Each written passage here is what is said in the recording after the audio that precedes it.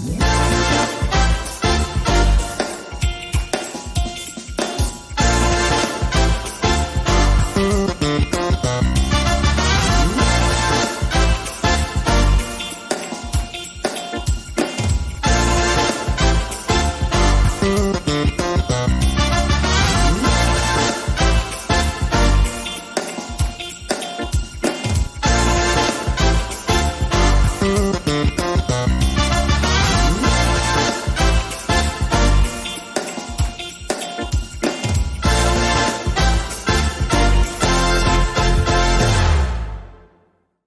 morning and welcome to the Love and Victory Show with Val. I'm your main man, Brother Carter, this morning. I'm gonna be the man on the wheels and steels on mic, should I say, this morning. We have a live show talking about real fathers, real men today. And men, we're gonna start with the man in the mirror. That's what we're gonna start with today. And that's what we're gonna talk about today, should I say. I want to give a shout out before we get started.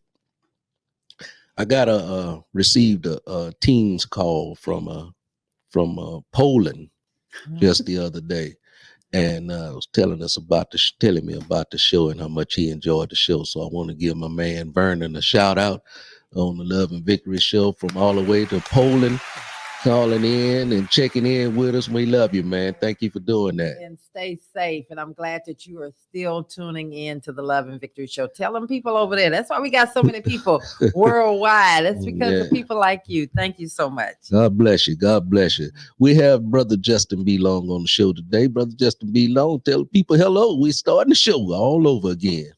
All right. Hello, everybody. I'm Justin B. Long, and I'm glad to be here. Yes, sir. And anybody that been on the show know Justin by now. You know his life story. You know all about him. And he's one of our favorites on the show. So, man, we just so happy, elated to have you on the show each and every Saturday. He usually on the show every Saturday, but every first Saturday, for sure, he's live on the show with us. And we appreciate you doing that, Justin. And he let us know it's been 2 years. Yeah, last week was 2 years. There you go. There you go. Amen. Amen. Then we also have to my left here, Brother Ike on the mic, real mic. Where you go by, Ike? Tell people who you are, a little bit about yourself. I am Ike. That's it, huh? That's it. I keep it good, plain and simple. Plain and simple. I am Ike. That's it. Ike for Isaac. Isaac is your birthday. Yeah. Oh, your mama gave. So you decided, or did the streets decide to give you Ike? Or was that just a cool? Okay. A little both. Well, they call my dad Ike too. I'm a junior. You're a junior. Okay. Yeah. So a little of both. Yeah. Oh, okay. So y'all both juniors. Yeah. That's why we alike so much. That's right. Yeah, we like-minded. We do some of the same things. And if we go back in history, we probably did some of the same things. Right. Yes, sir. Yes, sir. Well, before I know that you're hosting this show, but I have to give a special shout out today. Today is my mother's birthday. She turned. Come on now, give Lou Ella. Give me an applause for Lou Ella Collins' birthday. In her right mind, That's a healthy blessing. and moving around. We're moving a little slow because we took her out and celebrated last night for her 89th birthday, and we're gonna do her a repeat today. So those of you that are listening that know her, give her a shout out. Just let her know that you love her, and we love you back, Mom. I always say it's not a birthday, it's a birth month. So you got all of October to celebrate. That's right. Wow. No excuse. Celebrate her. Exactly. You know, when you right. live to be 89, That's right. Oh, you understand what I'm saying? Yeah, that's a blessing.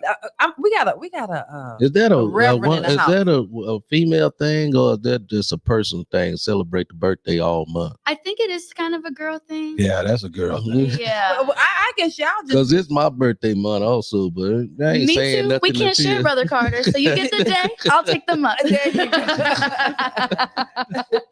So we have When you take Go this ahead. question, when you're staying out late celebrating somebody's 89th birthday, does that mean you're staying out till like 5 p.m. or how does that work? Now, see, we didn't stay out quite that late, but we did have a good time. we had to get.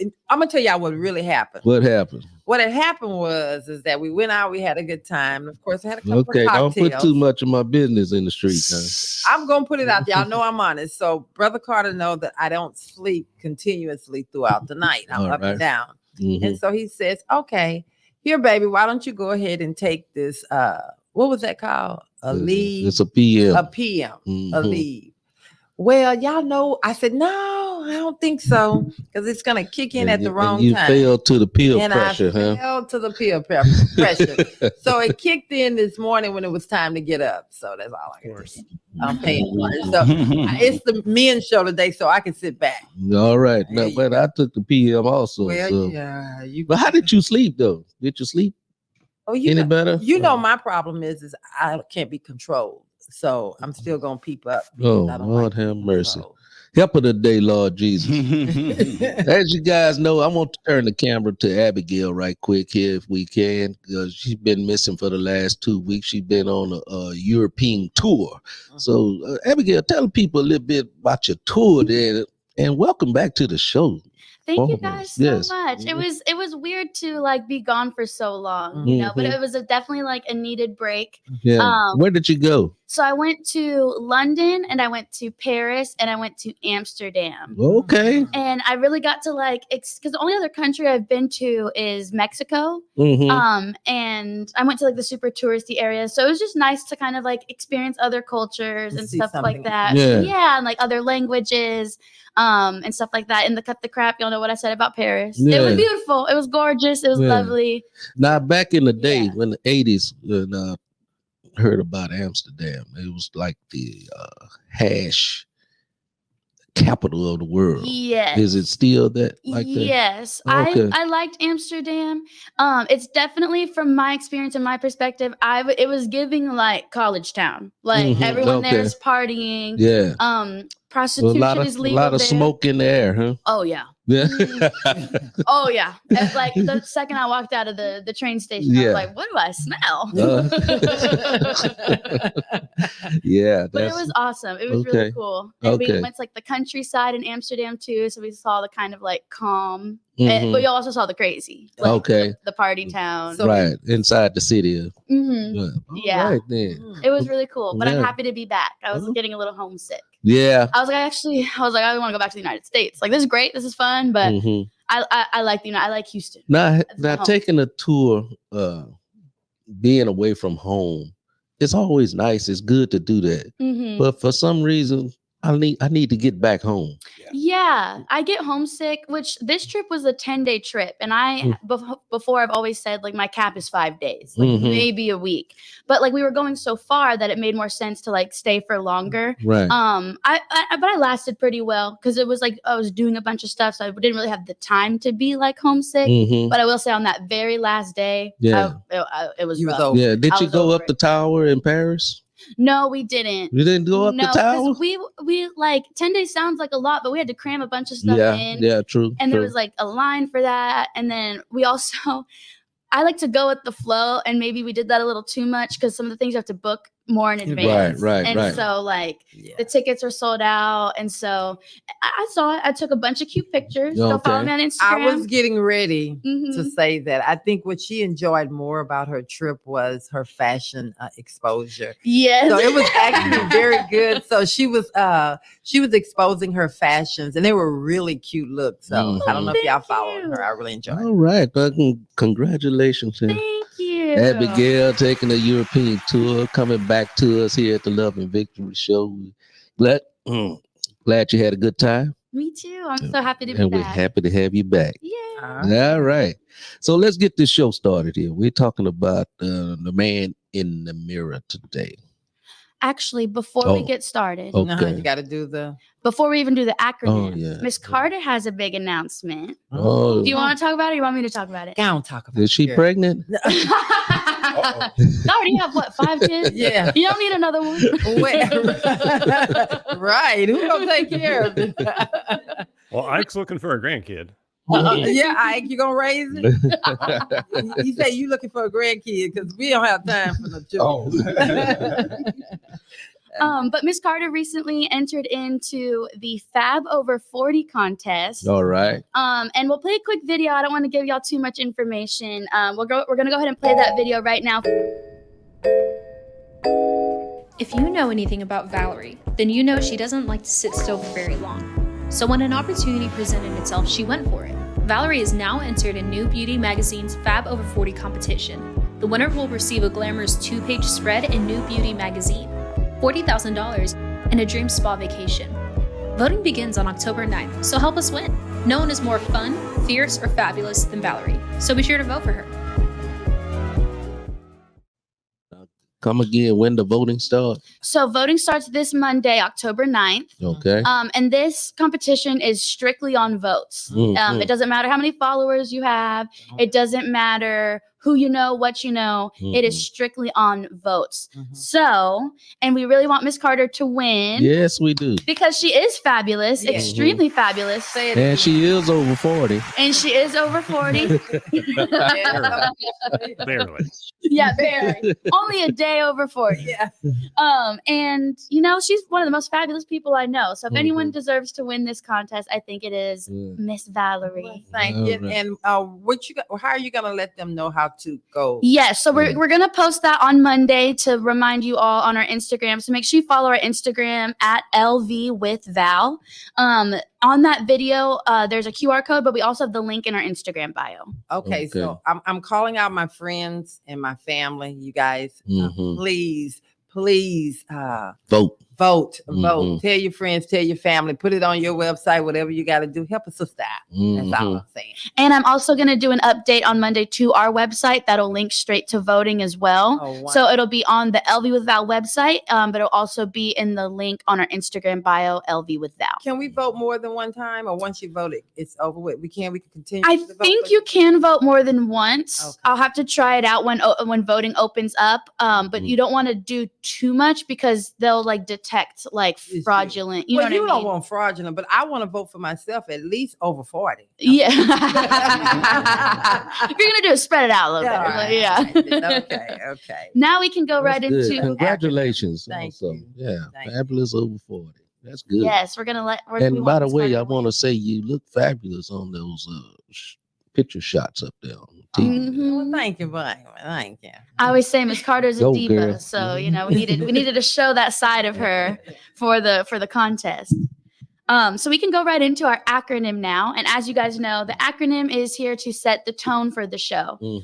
So to kind of give us a vibe, somewhere to go off of. Okay. So today's episode is Real Fathers, Real Men, Man in the Mirror. So our series with men, we haven't actually had it for a couple months because we had like holidays and different stuff going on. So we're coming back with our men's perspective with Real Fathers, Real Men. And we wanted to start this series with Man in the Mirror because it's really important in order to be a good father, to be a good man and a good husband.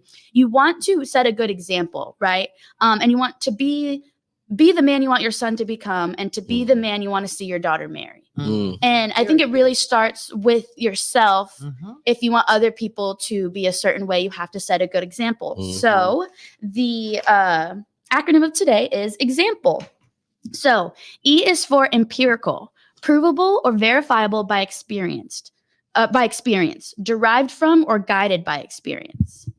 X is, I think you say this, Xennial, friendly, hospitable, and showing kindness to strangers or guests.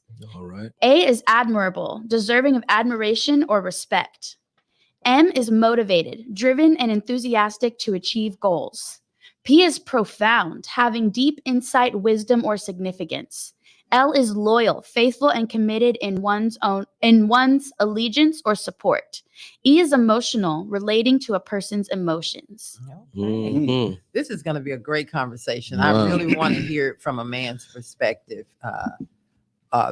Being that example, that mirror, that looking at yourself in the mirror and showing who you are and how it relates to the sons that are out there, and the man you would love for your daughter to marry. And so, how do you feel, Ike, about that E being emotional And explain that emotional. Say that emotional thing again at the end. Yes. Emotional is relating to a person's emotions. And relating to others outside Others' of yourself. emotions. I think another good word that we could use, and it also starts with the E, is empathetic. Yeah. Mm-hmm. Yeah. Empathetic with others. Mm-hmm. Yeah. I had to grow into that. Emotional, being Well, showing empathy for others.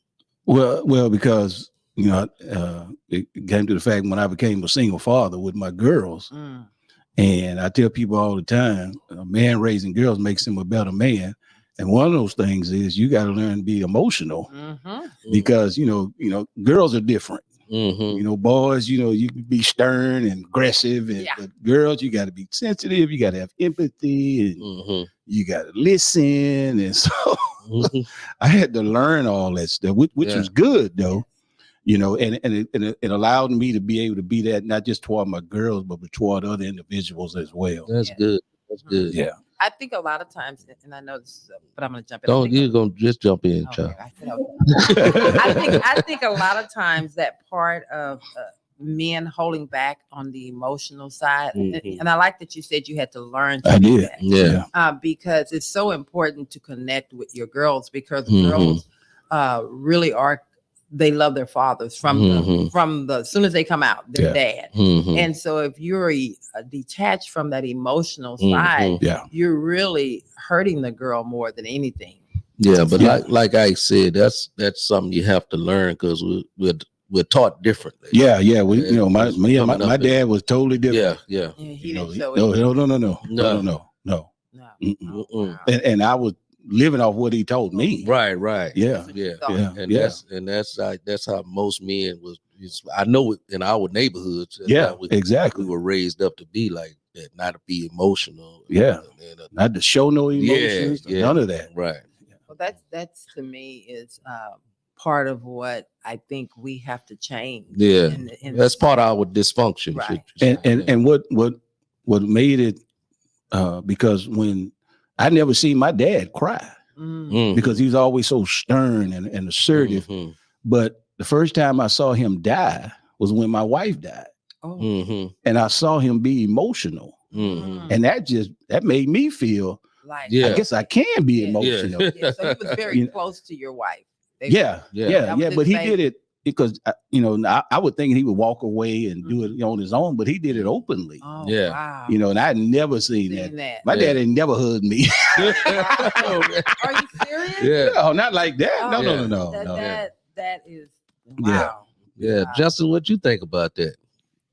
I was just thinking, what if that stuff had happened when you were young? What if your dad had been able to be that open and connect with you before you were young? That would have changed your ability to connect with everybody else all through your at an early age. That's right. I had the exact same thing. My dad never showed any emotions besides anger, rage, hostility. Right. That was the emotion. And so that's exact same thing for me. That's how I learned that a man is supposed to be, and it really limits your ability to connect with anybody. It does. When I was a young man in my 20s trying to find a woman that would pay attention to me, I didn't have any way to connect with anybody. I didn't have any of those tools. So do you think that you end up compensating in other ways because you have a lack of connection? So you just kind of you find yourself doing all manners of things just to get some attention? I know I did. Yeah.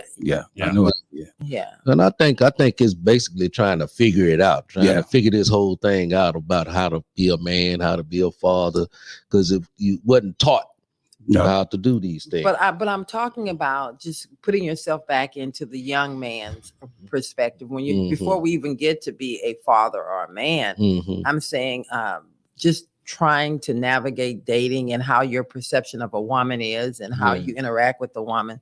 Do you find yourself just really doing whatever to get? So you mean you're trying to talk about trying to love a woman? Because as a young boy, we didn't. We didn't use that word. No. You even get their attention, you don't know what impresses women. When I was in my 20s, I thought women were impressed with muscles and toughness and bravado. And I was as loud and in everybody's face as I could be, just trying to trying to get that attention, but that's not what women are into. No.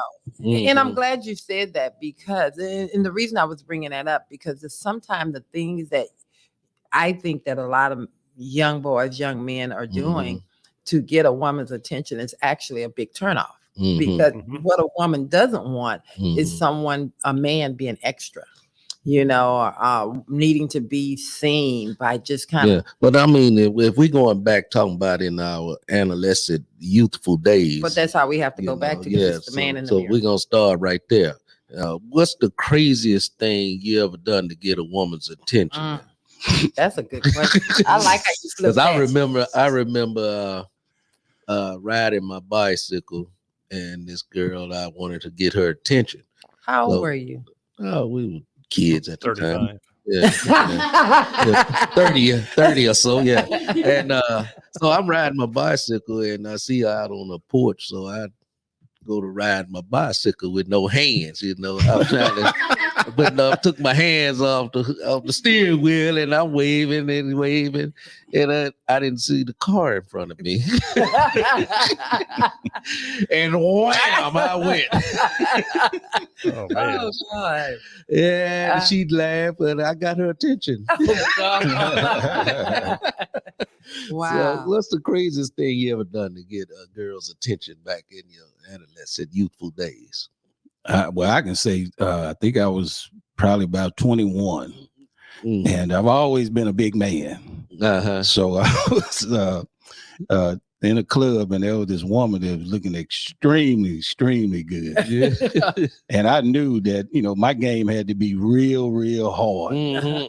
So it was me and probably about 4 other guys, and we were all sitting at the table. No, we was actually sitting at the table, and I approached her, and I told her, I said, "Hey, this is in Houston." I said, "I'm in here town for a little while because I play for the Pittsburgh Steelers." Oh, wow. Oh, wow. I want to hang out with you. Oh, my Steelers were in town to play the Orioles. And she fell for it. She did. Now the problem is, I said, what I get together, I'll come by tomorrow after the game and hang out with you. She gave me her address. Yeah. Now I knew I couldn't pull up to the house in my car. So I playing for the Pittsburgh Steelers. So I went to go rent a Suburban. Oh, you went all out. I went all out, and the rest is history. Oh, God. And that's the one you end up having the 2 babies for. No, I can't tell you that story. Oh, That's another story right there. Yeah. I got a whole bunch of them. I don't want you to have a total eclipse and a flashback right now. I just want you to give that one example. Justin, you have one there, Justin? Oh, man, that's... And when I was young, everything I did was fueled by alcohol, of course. So, and that's where I did all of my shopping for the fairer sex, was in bars and clubs and stuff. But I don't know. I used to feel like getting naked in public places was the attention. I don't know. I just get hammered out of my mind, and the clothes start coming off later. Did you start any bar fights and anything like that? Well, I'm sure if you got thrown out of a few. Yeah. It never worked a single time, but I tried it over and over for Yeah. You were annoying. I mean, I just can't see that's the thing that you guys do that you thought would be just cool and turn us on. Yeah. It's just complete. Total turn off. Total turn off. Oh man, my. When I was a child, I thought as a child. Yes, indeed. I spoke as a child. I understood as a child. But when I became a man, I put those childish things away. Wow. And so, having said that, at what point in your life, Justin, did you realize something has to change? At what point in your life? In my 30s. In your 30s, when you finally looked into the mirror, you start putting his clothes on. You stop taking them off in the club in your 30s. Right. Yeah, I was 32 when I got sober. That was really the big turning the corner point for me to start trying to do things different and think about maybe I don't know everything and maybe there's a better way to live. But, okay. And at that time, I remember thinking, man, I wasted so much of my life. And now I look back and think, man, I really got that young. I've met a lot of people that don't don't realize that they can turn a corner until they're in their 50s or 60s. So right. True. Yeah. Because you just at that point, life really just begun for you around your 30s, just beginning for you around your 30. You're figuring it out at that point. Yeah. You're like at a point where you're saying, you know what? It's time for me to do something with my life. I can't just keep standing still. Right. Yeah. At some point, I think this whole turning point, this whole turning thing take place when you stop being so selfish, thinking about yourself and just doing what you want to do and start trying to do things that benefit others outside of yourself. Yeah. And, I think if I had never came to that realization of life, I'd probably be still out on the street smoking crack cocaine and everything else in life that as a young man, that you do. Right. Just do stupid stuff. Yeah. Right. And so at what point, Ike, what event took place in your life that made you say, you know what, I need to turn the corners on this? Probably about the same age as Justin. I think I was probably maybe about 30, 32 when I had my first child. And I realized, to the realization that it's not just, I can't be selfish anymore. It's not just about It's not just me. And I had to immediately change my ways. Now, when I had my first child with my wife, what played into that is my wife used to be my best friend's fiance. Well, man. So when she got pregnant, then I'm like, okay, I gotta. Is it me or is it Memorex? So I decided to myself, and I made a conscious to myself. Wait. I'm not gonna let you. He ain't gonna brush by that. I knew. I was actually where the show turned the corner. Actually, hey, it's real men. I was actually getting ready to say, I know it's just, I know. Go ahead, jump on in. Did you just say your best friends? Can you break that down? That's all I want to know. So, former best friend. Well, I hadn't spoken to him since. So in college, we all was in school together, and he was my best friend. And he started dating this other chick in college, and all through college, and even we got out of school, then he, asked her to marry her and stuff like that. So then when you saw his ex, you just, because you liked it, one of the ones that he. Well, I didn't have anything for her. I didn't. I understand that, but okay, no. Because okay. Well, I'll tell you what happened was, and he was from St. Louis. Okay. So I had a party at my house, and he was in St. Louis. I told her and him to come on to the party. She said, well, he's out of town. So I said, well, okay, well, you and your friends come on over to my party. She didn't have a way. She didn't have a way, so I went to go pick her up. Oh, Lord. And then we had the party, and we drank. We woke up. Wait. Wait, Justin, do you see how? Okay. When we woke up, we realized we were meant for each other. So at the party, there was alcohol. Yeah, it was plenty of alcohol. You didn't have anything for her in the beginning. No. But the alcohol cleared your vision. The alcohol made some things happen that I didn't want to happen. It cleared your vision because you said you didn't see and you didn't have anything for it. And after it happened, I'm like, ooh, wait a minute. No, I can't. We can't. You cannot mix alcohol. You can't do this. We can't do this no more. We can't do this no more. You my best friend's woman. Exactly. So did you go to your best friend and tell him? Oh, no. Because I thought it. So you hid the lie. I thought it was squashed and over with until she kept coming back to my house. You couldn't say no. Not while drinking, but. So she came with a drink in her hand because she knew how to get. I already had the drink. Oh God! But, so at what point did, since we talking about that, did your best friend ever confront you about it? Yeah, because because they were said to be married, and she had to go home and tell him that I don't want to be with you. I want to be with Ike. Oh, did you go with her? No. He didn't want to die. I wasn't going over Get killed. No, I wasn't going over there. And that was, I hadn't heard from him since. But matter of fact, we ran into each other about 3 years ago at another friend's funeral. and it was all okay, I guess. Yeah. I'm sorry. I'm sorry. You getting killed in the comments. Can you read these? Go ahead. Taking one for Brother Carter today. You are it. Go ahead. I tell you, on the Love and Victory show, you just never know what you're gonna get out of this show. We very transparent. This is the most transparent show you ever gonna view in life. We keep it vulnerable. Sugarcoat anything. That's right. Oh, Lakeithia is wearing you out. She said, "Oh, you was grime." And then she said, picked her up for the party and she was pregnant. The end. David, did you put Uriah on the front line? As a Bible, somebody's a Bible reader. Right? And then she said, "You're a dirty dog." Hey, my younger days. I didn't have a conscience. Hey, Lakeithia, good morning, and thank you for chiming in on the Love and Victory show with Van. That was some comments I could not let get by. So, well, I'm kind of thrown off now. So,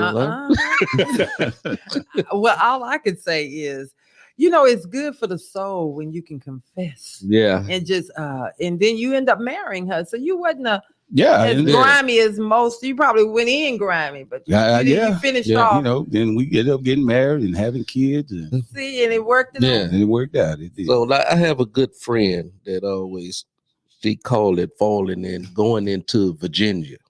Oh my God. And shout out to my good friend out there. Check out an episode of Tasteful and Toxic. So when you went into the state of Virginia, you said, "I want to live. Yeah, I want to live." Show me something.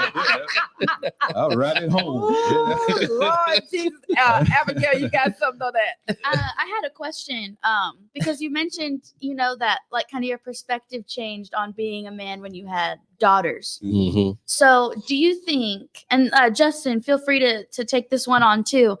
Do you think that you should maybe kind of change that about yourself maybe before you have kids? You know what I'm saying? Like, I feel like a lot of people say like, "Oh, I have kids, so I had to like change things and stuff like that."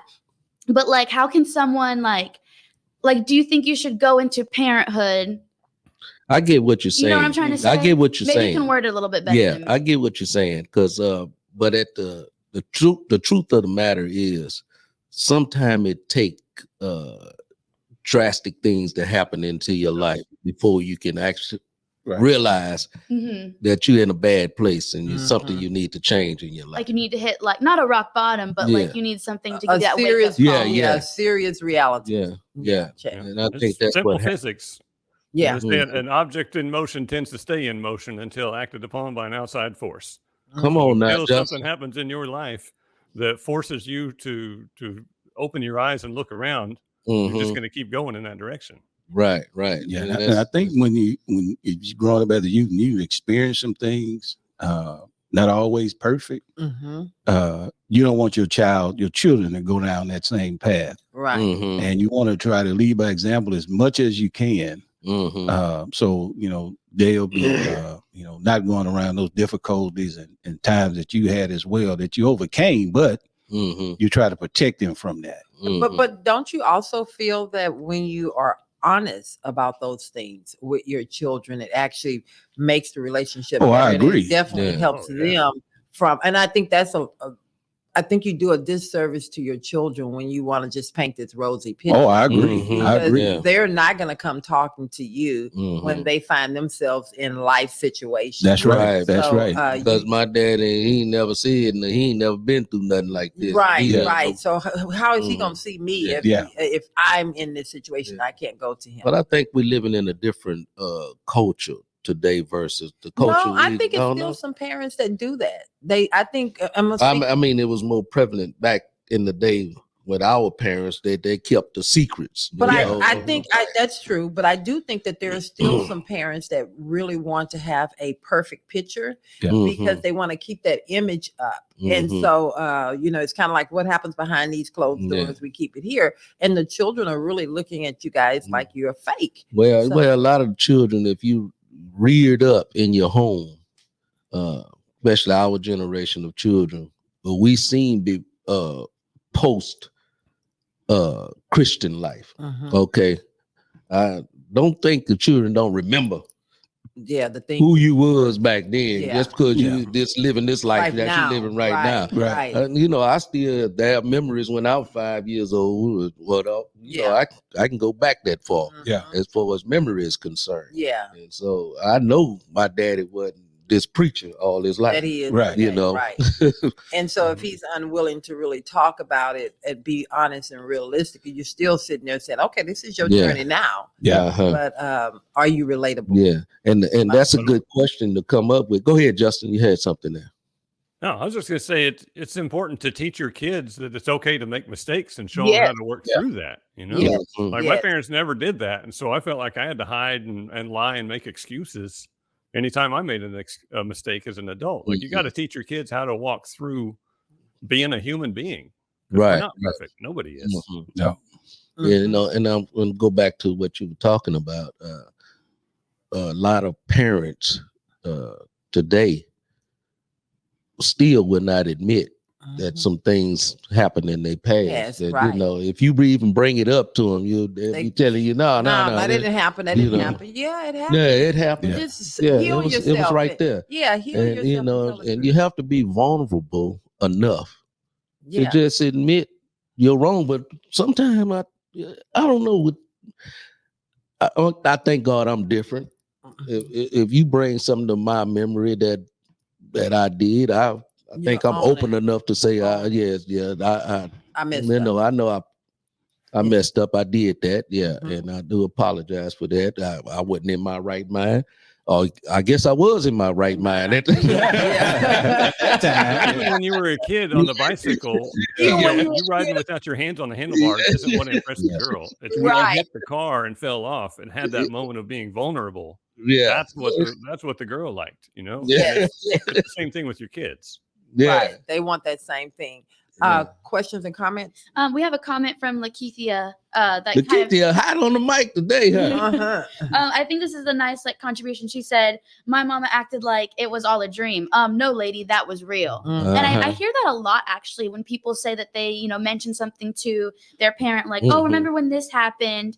And I think as a parent, it's easy to get defensive because being a parent's hard, right? Like you have to sacrifice so much. It's the hardest, most thankless job that you will ever have. And so when your child is coming to you saying like, "Oh, well, you did this when I was younger that hurt my feelings or maybe affected me negatively in this way," I think as a parent, it's easy to get like defensive and be like, "Well, that didn't happen," or "It's because this, and that."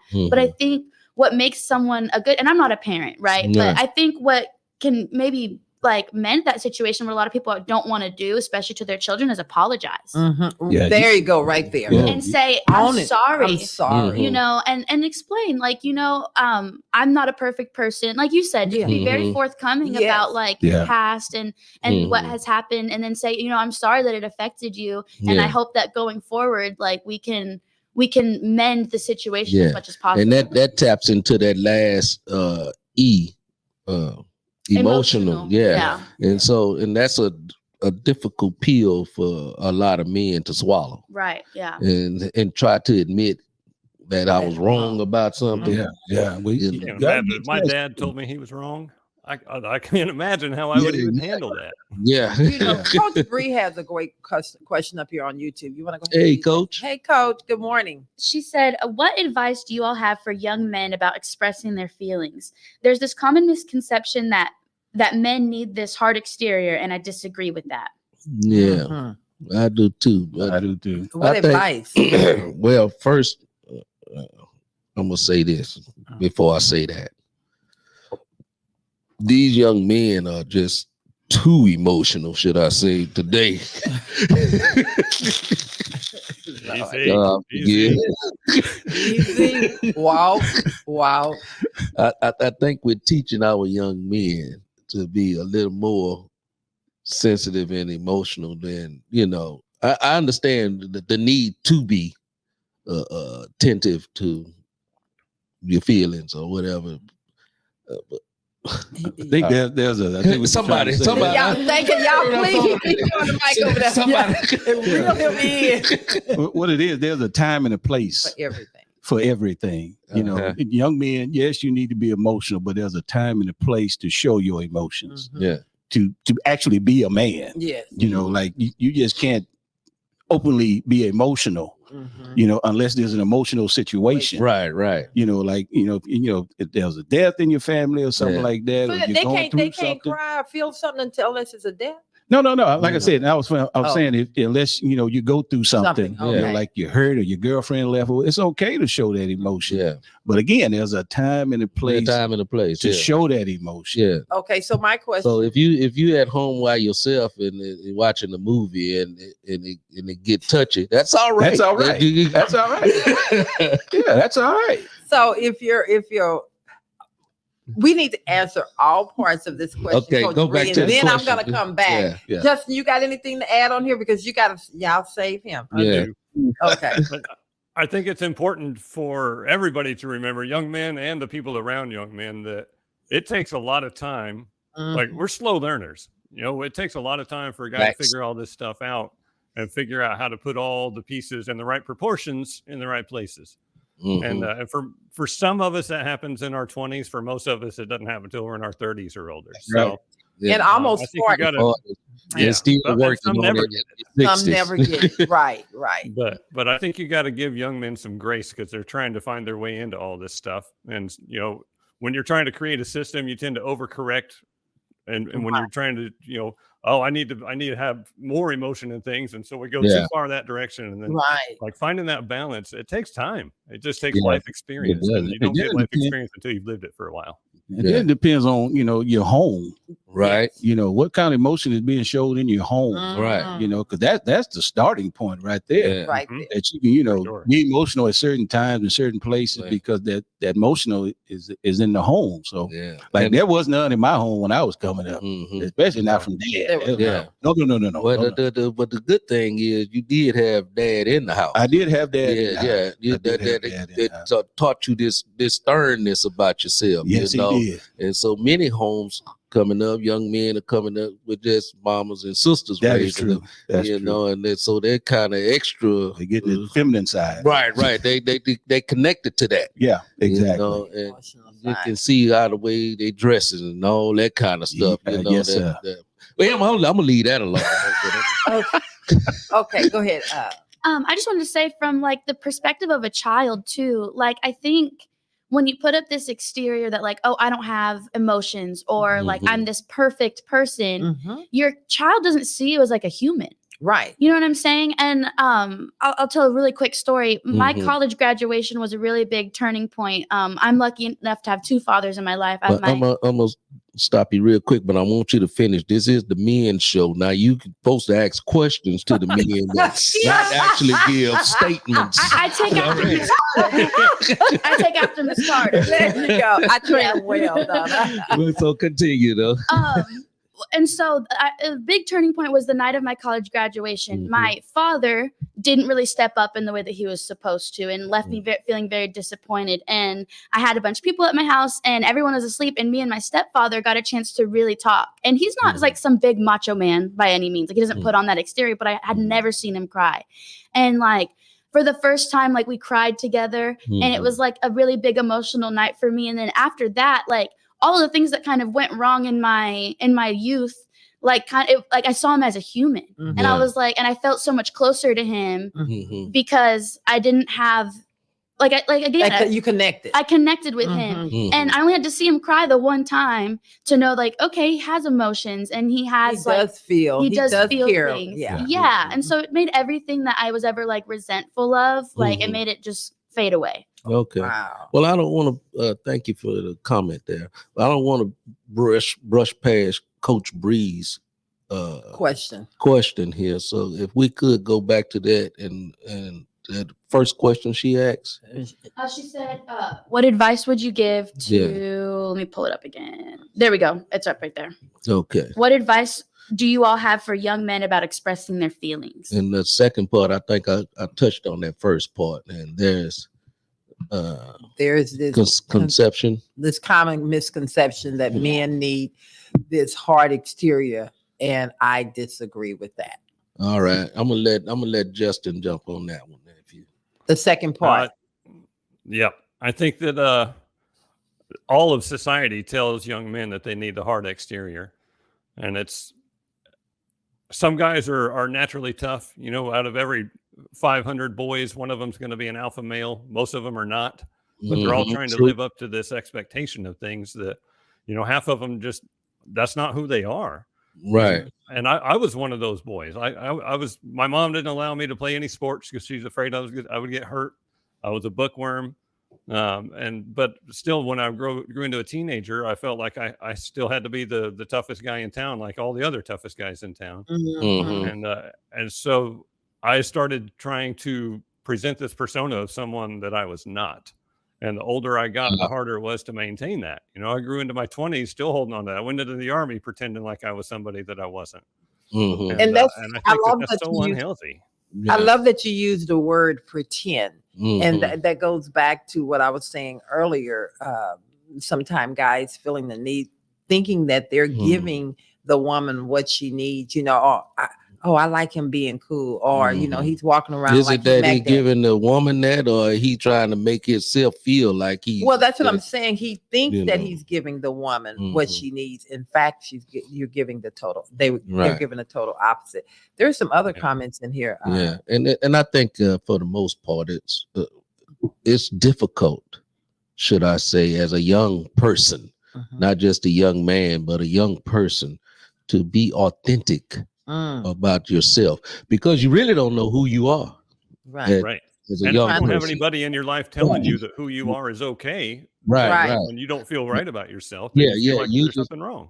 And you trying to fit in every corner you can find, every just trying to corner fit in life. You trying to fit in those corners and not realizing that's not even me. It's not even you know. Right. And I think the other thing is too, the misconception is depends on where you grew up at.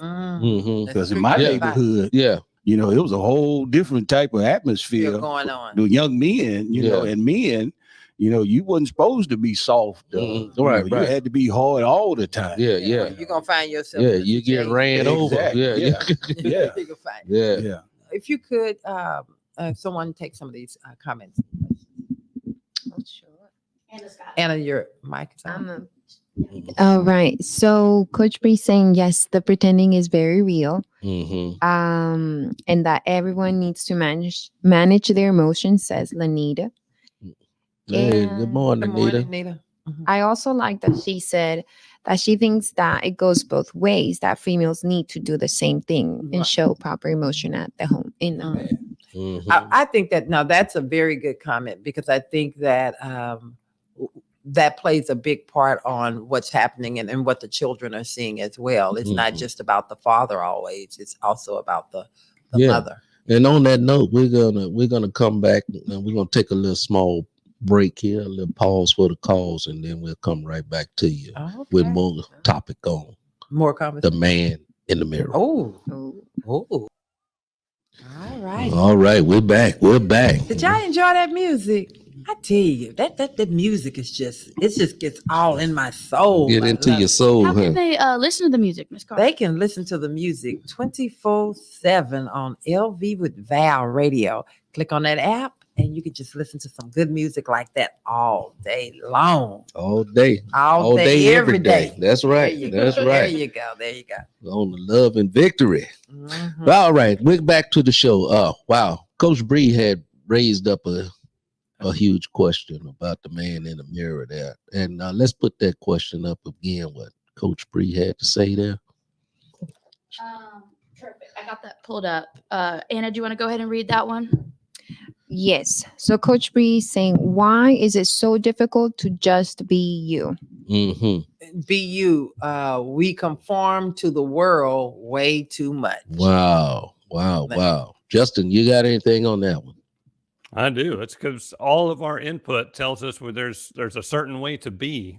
And I think that goes for boys and girls. When you're growing up, you know, status is everything when you're in school, when you're in elementary school and high school. Like, you don't have anything else except your status. So you try to conform to this image of what's popular and all that. But, you know, even more so, whether it's from society or our family at home or whatever our upbringing is, from movies and culture, Like everything tells us that there's a specific image that you need to uphold. And for me, I didn't uphold any of that stuff. And the information that I got at home was that I wasn't good enough. The information I got at school was that I wasn't cool enough. So I learned from everything around me to like as a small child, and I rejected myself. I was so filled with self-loathing by the time I was 20. Like I hated everything about myself. Wow. Because I felt like everything about who I am is what's keeping me from making it and being popular and successful and getting that pat on the back from my dad. Like and so I rejected everything about myself based on the information that I was getting, because I didn't have anybody in my life telling me that who I am is okay. Right. That matters. That's so common. That's good. That's like good. You're supposed to ask questions, but you're the host, so you can go ahead and say what you want to say. Shade just comes from all sides of the room. I like the fact that Justin said that he had no one in his life pouring into him, helping to basically form you into the young man or the young boy that he was supposed to be. And so he had to kind of figure that thing out. Well, I think most young men, and since we're talking about men today, form themselves on people around them. What they see. We more visual than anything. And we lacked a lot of information as youth growing up. So all we can do is form ourselves based on what we saw. Yeah. Outside, but I'm gonna do this. I'm gonna say this because that's what Ike did. Right. That's what Ike was doing. So Ike everybody liked him on the street. So he looked up to Ike. Exactly. So then that's cool. So Ike wear these jeans and he wear this. And that's how they grew up as young men. Somebody had a pager, and then all of a sudden, everybody had to get a pager. Yeah. So. And I think this, Ike, you had anything to jump in there for?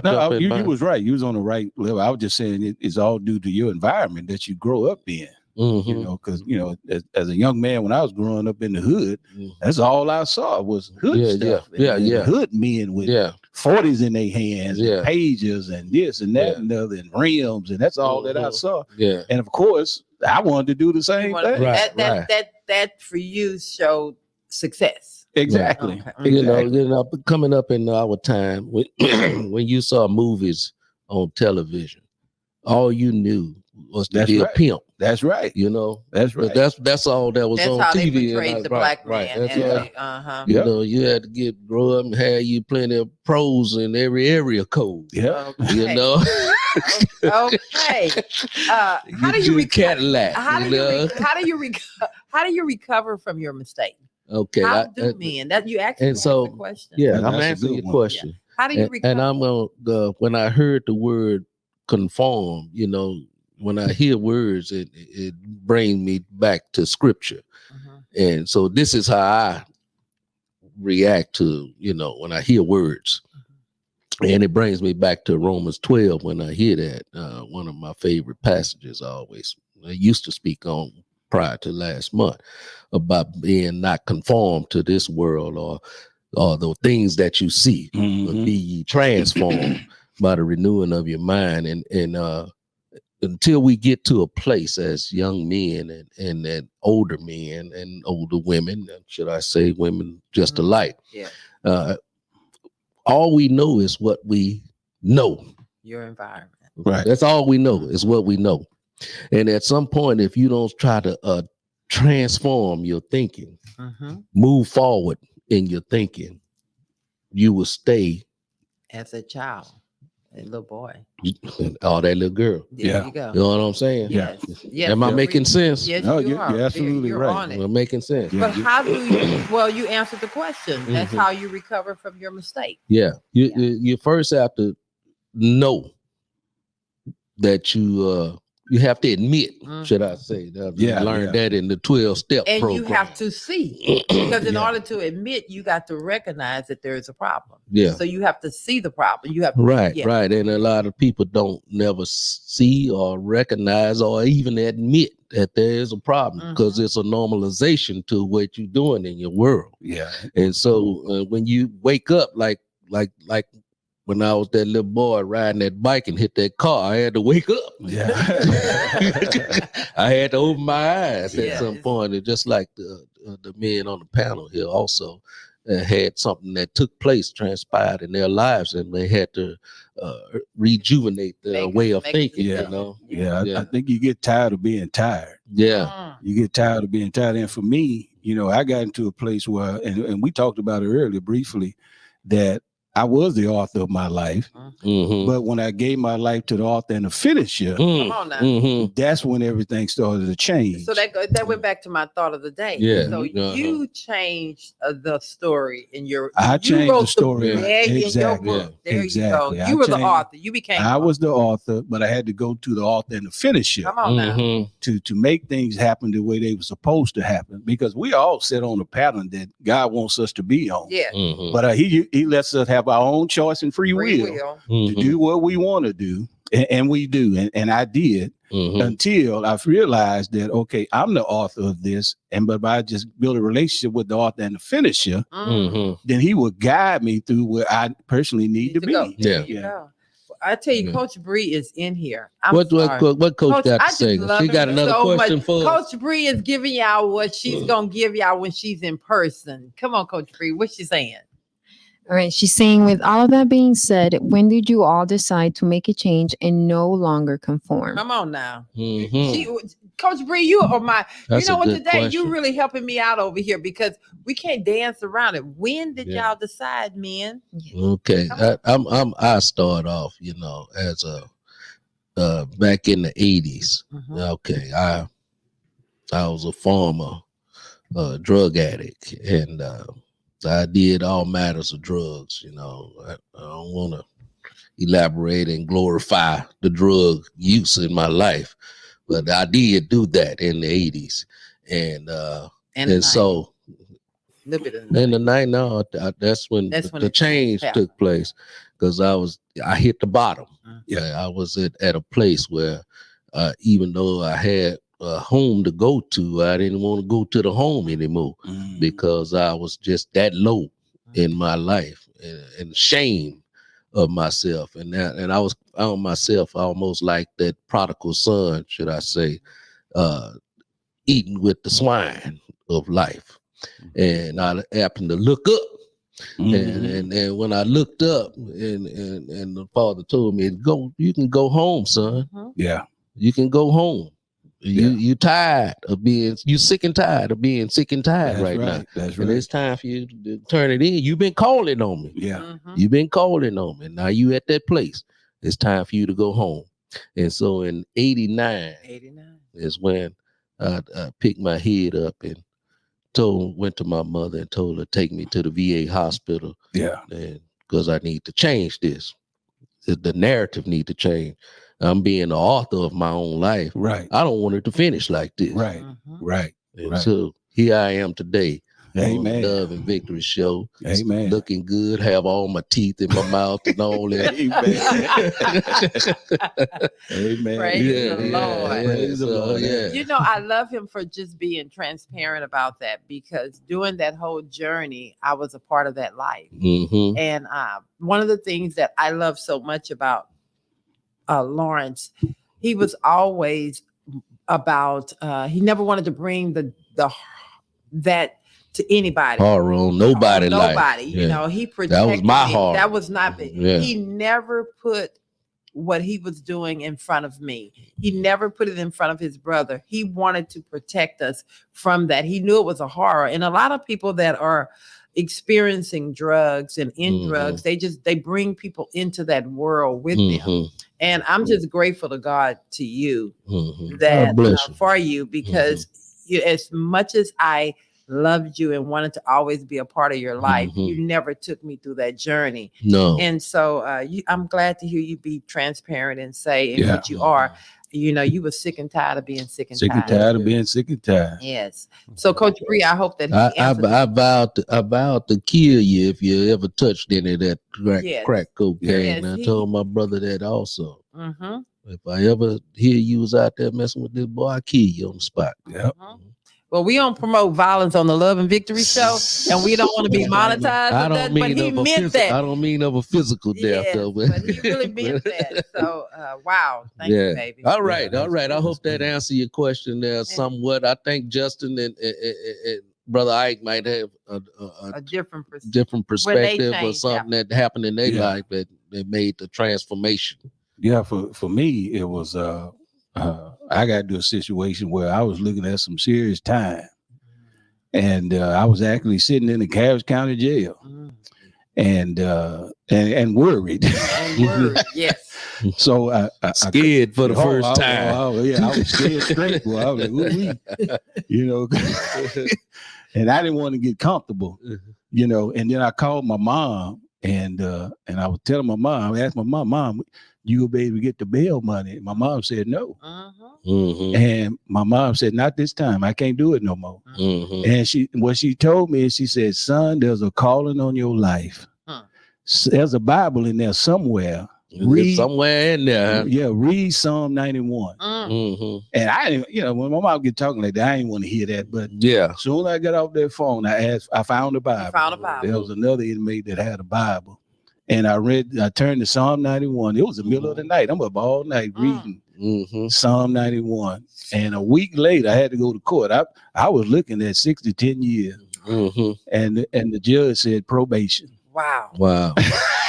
And hallelujah. And the judge specifically said, I don't want to see you in here again. I said, Judge, you will never see me. And that's when everything started to turn, because like I said earlier, I knew right then that I am the author of this. But I have to get into a place where the author and the finisher is going to direct me into the right direction and keep me from making the mistakes I always made. There you go. Wow. But those mistakes are still prevalent. They still prevalent. They're still right there, right in front of your face. Like I tell people all the time, they be like, well, you're a preacher. I said, yeah, but I still know how to roll weed. I still know how to fix a drink. You ain't lose that. I ain't never lose nothing. Right. Because you never lose any of that. You lose the desire. I like that. Right. Yes. And sometimes some things we did as young men, we just can't do no more. Exactly. You're old now. Yeah, exactly. You have no desire to do that. I think before we go, Abigail has a question, but before we go there, I want Justin, because I really want to hear from the man. Justin, what was your turning point? Same as these guys, the emotionally healthy people don't turn to drugs and alcohol to change the way they feel about themselves. So when we're carrying a lot of trauma and damage into adulthood, the human brain can only handle so much, and we find some way to numb that and change the way that we feel. And it works for a little while, and it worked for me for a while. It worked for me for close to 15 years. I didn't get into the drugs, thank God. But I went way deep down the alcohol road. And but you can only live that way for so long, and eventually that medicine stops working and the pain starts overriding it. And that's we get to a point where there's something that's going to give, whether we kill ourselves or we make positive changes in our life. Something's going to give, and a lot of people don't survive that.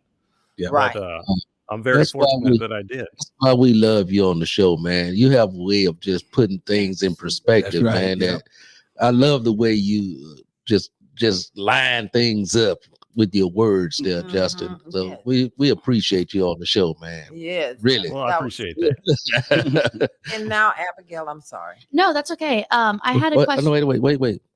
I can say, okay, Abigail. I'm the host. I'm acting like you right now.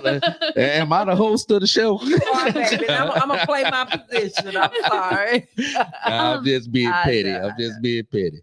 I had a question for Ike, because you said, that you were facing, some serious time, and you, in a way, were kind of given a second chance. Right. You know what I mean? Do you think, had you not been given that second chance, that your transformation still might have been the same? Or Wow, do you think you would have gone down a deeper, like, I believe if I'd have got locked up for 6 to 10 years, my whole mentality would have changed. Yeah. The whole perspective would have been different, because I'm in a space where I really can't even be myself. I have to be whatever environment that I'm in. as a protection. Too. Exactly. And I got to build this shield around me that's going to shield me from everything and everybody. Wow. So I'm glad it didn't happen. It didn't take place because it would have been a whole new narrative. Wow. Yeah. I tend to believe that our journey is predestinated. Yeah, exactly. No matter if you went to prison. It is. Or didn't go to prison.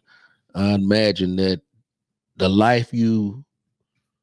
the person, I ain't gonna say the life, but the person you would have manifested in eventually or out. Eventually, should I say? Eventually, you would have, but sometimes that journey takes a little while. Right. Yeah, it would have took longer. Yeah. Eventually, I believe it would have happened. Yeah. But it would have taken longer, and when it happened, it might have been a different avenue that I'm going down. Right. It might have been positive. You probably would have gotten there. Yeah. I probably would have gotten there. Yeah.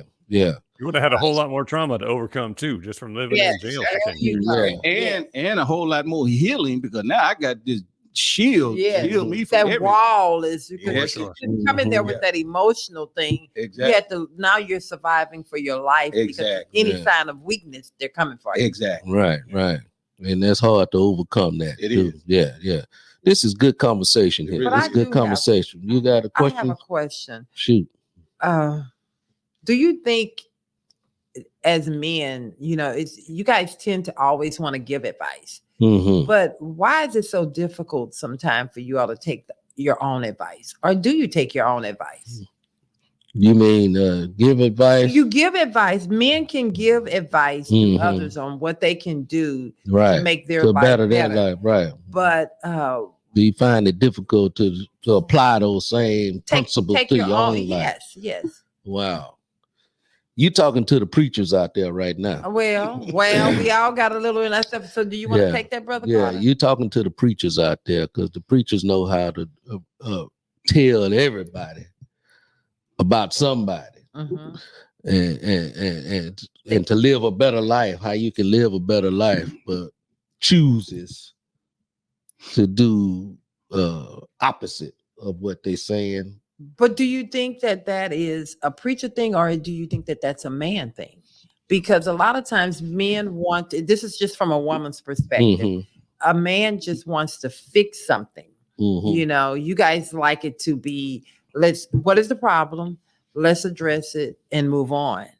But are you really trying to address the problem and fix it? Or are you just trying to move on? I'm gonna turn to my analytical brother JBL on that question right there. I felt the heat was coming on that one. No, I think that for us to be able to take advice from anybody, whether it's something we've said or something somebody else is trying to give to us, then for us to take that and apply it, then we have to acknowledge that there's something wrong with us that needs to be changed, and that's really hard to do. That's one. That's it. But why? That's okay, but he got a beat to this too. Okay, well, come on with Justin. Well, change is hard. As human beings, we are going to stay in our rut until something forces us out of our rut. So to volunteer to just go ahead and make changes on our own takes a lot of effort and a lot of desire for things to be different. But my question is, I understand it's a lot of effort, but looking at the man in the mirror and wanting to do something a little different, do something different, and you want to tell everybody else what they need to do. So you want some different results in your life, but you don't want to do nothing different to change. Why is that, Justin? That's what men do or people do? Men. No. I think it's a people thing. I think it's a man thing, and that's my story, and I'm sticking to it. But no, in all due fairness, it is a people thing. But what I'm speaking of today, we're talking about men.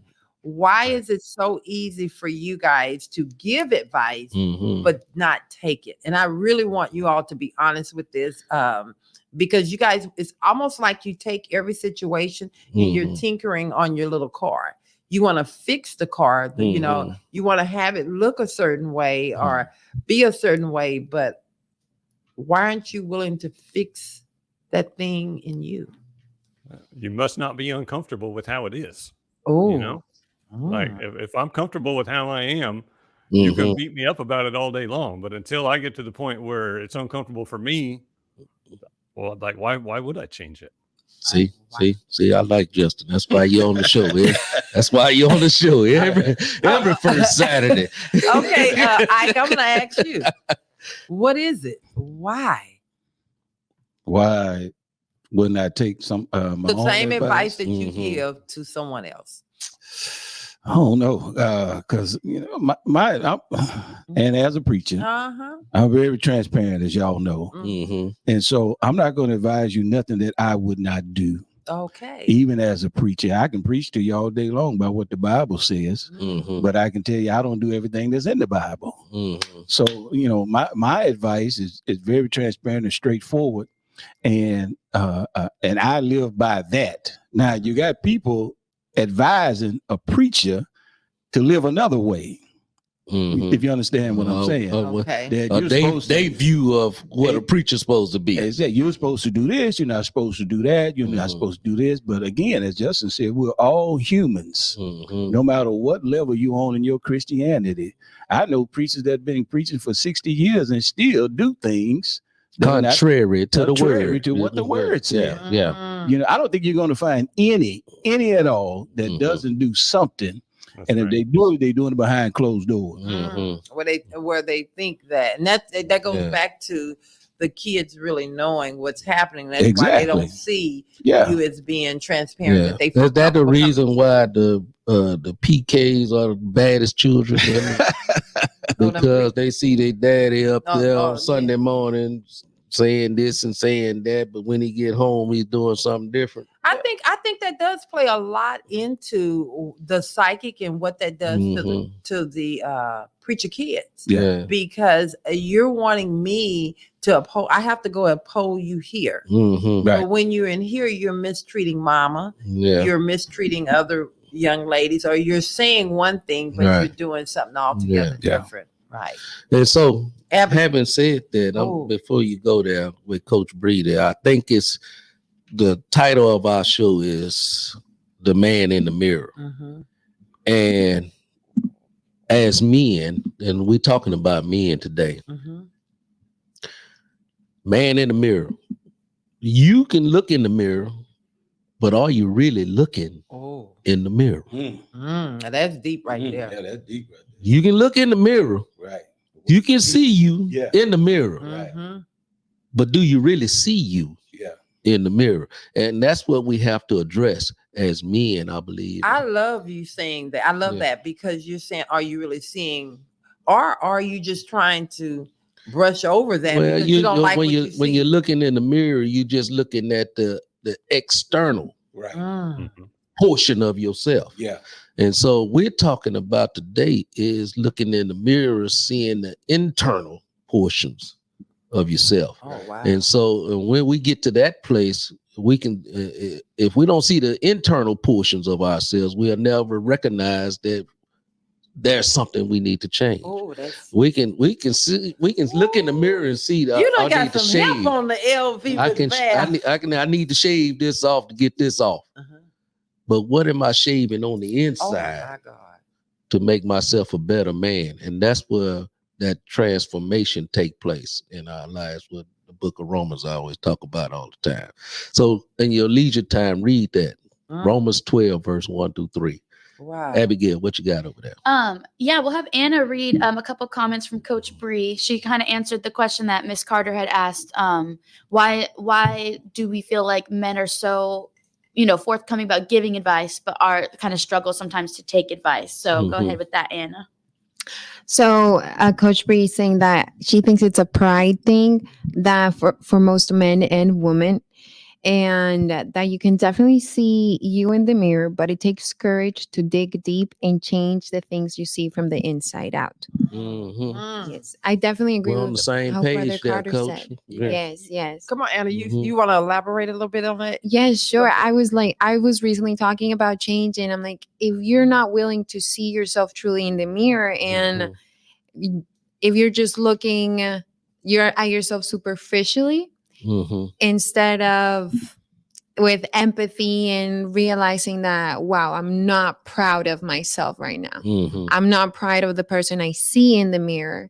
So I need to like restart, be the author of a new chapter in my book. It definitely takes courage to get there. It definitely takes self-reflection and admitting that like you no longer are happy with the person you see in the mirror. Right. But it takes a while for somebody to get there. It does. Yes. Wow. Yes.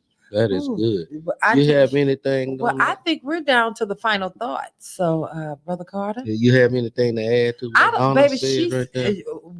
let me tell you what Anna said right there. I don't think you can add anything to it. I think what Justin, I think what Ike, and what you said, there is nothing I need to add because you guys summed it all up perfectly. Wow.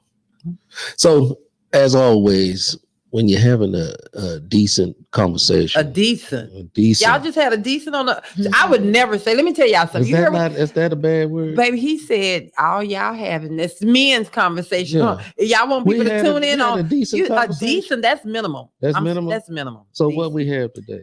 I thought you had a great conversation. Oh well, great. Okay. We use great. Great is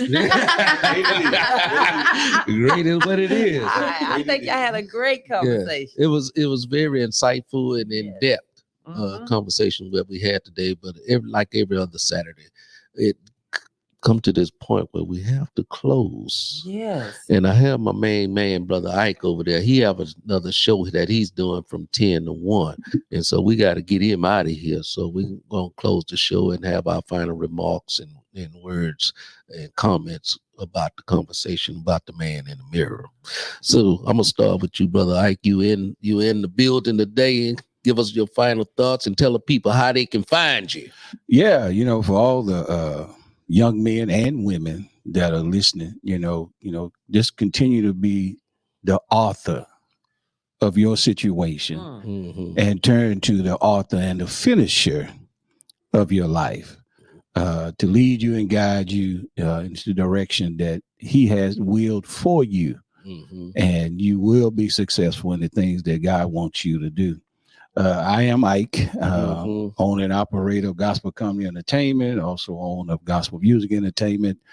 Gospel Comedy Show, Saved and Silly, coming on November the 18th at Match Theater. Go to matchhouston.org to get your tickets, or go to gospelcomedyentertainment.com to get your tickets. Always grateful and thankful to be here on the show. Always love it and great conversation. One thing I love about this show is the transparency. You can come in and be transparent and give it all you got. So thank you again for having me again. All right. God bless you, man. Having I appreciate you saying that, Ike. What I love about having you on the show, from the day that we met you, you've been a supporter of the Love and Victory Show with Val, and you are a brother of my family. That walks in your truth. That's right. Unless you're willing to walk in your truth, and anything that you do is just fake. Yeah. And people see you a mile away. That's so right. Thank you for walking in your truth. Yes, ma'am. Amen. But I think it's all right. Yeah. I was just seeing if you had more. I had nothing else to say. Okay, that was okay. Thank you, man. I'll be trying to stay in my lane. I'm just checking. All right. JBL, final remarks.